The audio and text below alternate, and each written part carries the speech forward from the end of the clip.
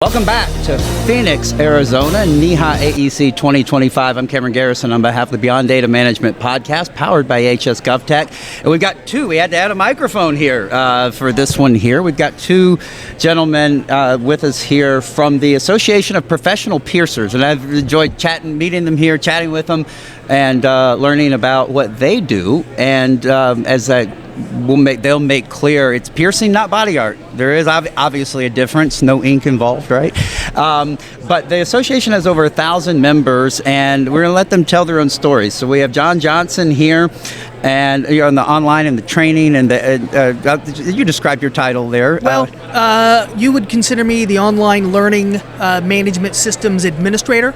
I spend most of my time for the association coordinating and managing our online education, which is available to body piercers from around the world, which is great because not everybody can travel for their continued education, but the association several years ago introduced a learning platform online, and now body piercers around the world have access to the content that the association creates in the mission of providing health and safety information, and our online classes do that.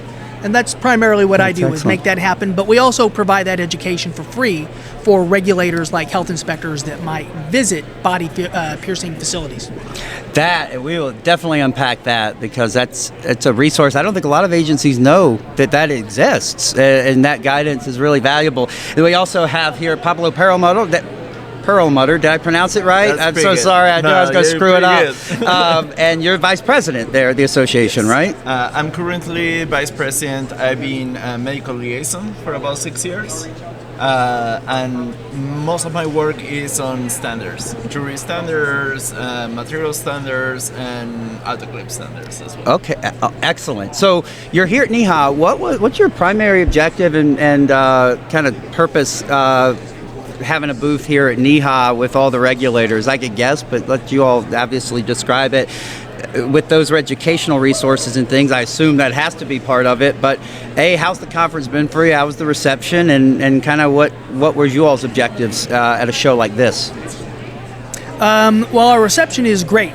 We have, as an association, exhibited at public health and environmental health conferences, and even some medical conferences for years and years and years. So us being at events like this is nothing new. However, we have been pretty involved as an association with NEHA now for several years, and so we've been an exhibitor at the NEHA conference for several years, and a lot of people come here and they already know us, or their colleagues back in their departments at home.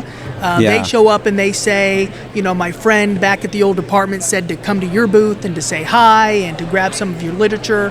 And so for us, being here is an act of outreach for our mission. What are some things that are holes or gaps? What's a common struggle, you think, for a local, let's think of it in maybe a local county or city environmental health department?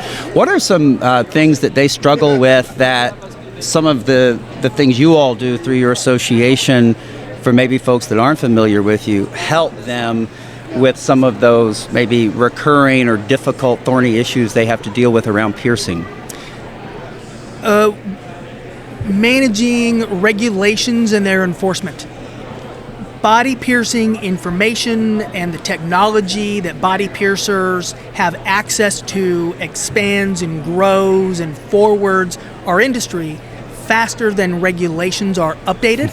And so the biggest hurdle that I think most regulators and the people they inspect, the problem they run into is when a health code is simply outdated and doesn't reflect modern practices in a body art facility. It happens a lot, doesn't it? It happens often enough, and our association stays very busy trying to find resolution to conflicts between best practices and outdated health codes. How do you assist if you've got an agency that says, look, our code is outdated and we're not even sure how to go about getting it updated? Do you offer them some counsel or feedback on that as well? And do you have an example, not to put you on the spot, but either of you, where you've actually worked with an agency or a group of agencies and actually maybe help kind of coach and counsel them through getting the code maybe into like at least 2020 type standards? We have an entire committee that work with legislation and regulatory affairs, and our whole team help regulators everywhere to develop different tools that they may need. That's good. Do you all have like a model code? Like if you were like, this would be a great exemplar code if you were starting from scratch, So or? that is a good question. Most of our LRAC committee actually is part of the NEHA Body Art Committee as well. Okay. And they work in conjunction to build the model code that NEHA have for body art facilities. Oh, that's really smart. That's really smart. So what is the, is most of that 1,000 membership in the U.S.? I know you are an international organization, and not, you don't have to use specific numbers, but kind of what's the distribution been like across the globe of this? Most of our membership is currently here in the U.S., but we do have a large membership. It's expanding more in Brazil now. Brazil is becoming a very large market. They have their own jewelry manufacturing right now happening there. That's Oh, wow. expanding the amount of resources that may be able to hit. Europe is a big player. Now we have a few members in Japan, we have members in China, we have members everywhere. Wow, body piercing's growing. It's on the ascendancy, it sounds like, in general. Definitely, and people are seeking better standards, and the general public is seeking for those studios that meet those better standards than the legal requirements, right? So, Yeah. So, John, what would you say maybe is one of the biggest misconceptions, whether it's by a member of the public that just wants some really nice piercings, or a regulator? What's maybe a common disconnect of that's a problem and maybe people just don't realize it? Because if I compare it to food safety, then try to frame it so you don't think I'm totally crazy. Okay. If somebody sees on television a report of a roach infestation at a restaurant, they're going to be freaking out. Oh my goodness. But honestly, that's way down the list of things that'll make you super sick or kill you. And it's actually some of the maybe more obscure, non-sexy, description-wise violations that are way worse for your health. Is there any analogy there in piercing? Or are there some things that people would be shocked to know is really risky, but it's not widely known it is? Pablo would be able to speak to this better than I would, but probably the quality of jewelry materials that is used for what we call initial piercings is oftentimes undervalued and not represented well in body art codes around the United States. Yeah. So is that so? I know just enough to be super dangerous about piercings. Thankfully, I'm with you two guys who definitely know it. But I do know my wife once had an experience with a piercing where it was, I think, a subpar, like some type of non-pure metal that was in that post when it healed, and it turned her ear green. Are you talking about things like that, or even more scary, dangerous things that can come from bad materials? Well, we don't know necessarily the limits of how bad it can get. However, the experience that your wife had with jewelry changing color probably prevented the piercing from healing well or even ever being healthy at all. Is not terribly uncommon. Oh, wow. Okay. So, and we will post any links in the description for people, but for departments, since most of our audience is regulators, you mentioned, and I want to make sure I'm not misquoting you, that your guidance and training material, you make that available complimentary to a health department that would like it? Yeah, actually, if you go into our website, currently we have a whole path that's only for health departments and regulators. Oh, wow. So it's safepiercing.org. Safepiercing.org. And I tell you what we'll maybe do and edit is and put in the comments, we'll put a screenshot of that up for y'all, and also that way people know how to find that. What's the involvement for them? They need to sign up for like a login to get it, or what should a user experience or expect to experience from a department standpoint if they're watching this and they're like, I've got to go get that, and maybe even reach out to you with questions? There's different levels of access to And sorry, things. it's getting so loud back there. Let me just get your mic a little closer for you. Closer. There's different levels of access to different things. There's pamphlets and written articles that are for free in our website currently. And we also have an online education platform where we have classes.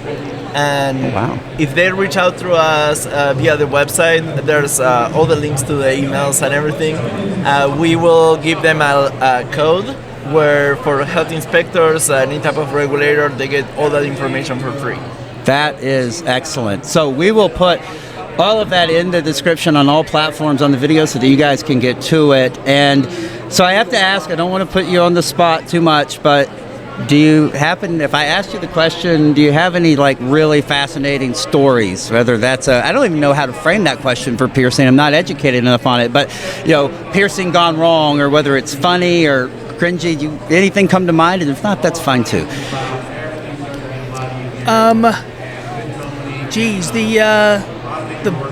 The best experience I've had that would probably fit into your question is speaking at a health conference for a NEHA affiliate once and delivering my presentation on evaluating health and safety inside the piercing room.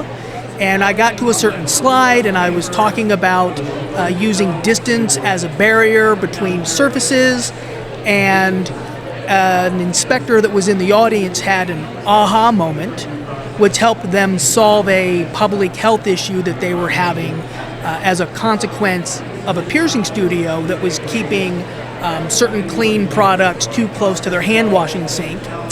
And there wasn't an adequate barrier, including space, which was my suggestion at that moment in the presentation. And they were like, it was like a light bulb went off, and they realized that the problem that so many people had been having that from a piercing studio that was putting them, people of the public, into the ER was related to a lack of barrier between clean and dirty surfaces. And so something was splashing from the sink? It was a hand washing station, and clean products were simply kept too close to the sink to be safe from the water, and the packaging was becoming compromised. Wow. And the inspector solved that problem just by being in a presentation. That's amazing. Like the light bulb just went off, and they're like, that's why people have been getting sick. Yes. What would you tell an agency? Because not every agency has a piercing program, right? Like not every agency will inspect them. A lot, most do. But if you have an agency out there that hasn't done it, but they're toying with it, it's important, right? Like it is something that can cause problems and should be safely regulated. Is that y'all's position and the position of your association? It is.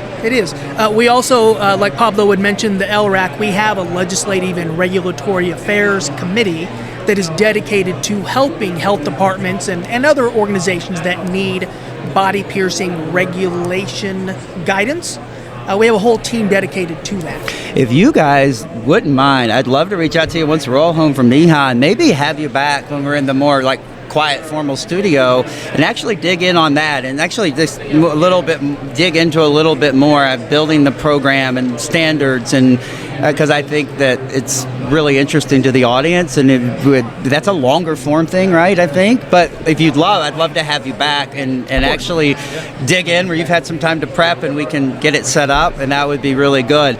But so safepiercing.org, if they go there, that's a good home start to get to everything else that we've talked about here today? Yes, all that information is free and available on our website. Free. Agencies, if you're watching this, go take advantage of it. And if you're a body piercer that happens to be watching this, join. I put you on the spot because we're doing these ad hoc here in this hall. What do you want to say what the fee or anything is if you're a body piercer to join? Is there a fee structure or? There is a fee structure, and there's some standards that are slightly above legal requirements. So you're not just taking their money and giving them a membership card. They have to verify they're meeting certain guidelines and standards. We have two sets of standards. We have standards for environment, and we also have standards for personal, for the own piercer. So we verify those standards that are met every 2 years. You've built a community where none really existed before in a unified way, haven't you? Yeah, our organization formed in 1994. So we're now a 31-year-old nonprofit.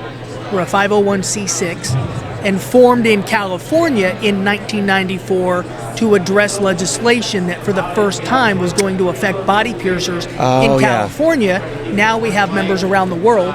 We also offer support to sister organizations internationally. That is wonderful. It's been great to see you guys here. I hope you had a great show with everybody. I would encourage the department, safepiercing.org. A lot of interesting stuff there. We will have them back for a more fulsome interview and conversation. But John Johnson, Pablo Perelmuter, thank you all so much. And safe travels back to Long Beach. And where you're from? I'm in Lafayette, California. Lafayette, so you're going back to California. Both of you are going back there. Safe travels back, and we'll get you on and talk to you all again soon. Thanks for having us. All right. That was fun. Sorry for the extra background noise from the stage there. They started another event. We will do something else with them, but go check it out. Association of Professional Piercers, safepiercing.org. All those resources are free for health departments. For all of us here at HS GovTech, live from NEHA AEC 2025, I'm Cameron Garrison from Phoenix. Until next time, have a good one.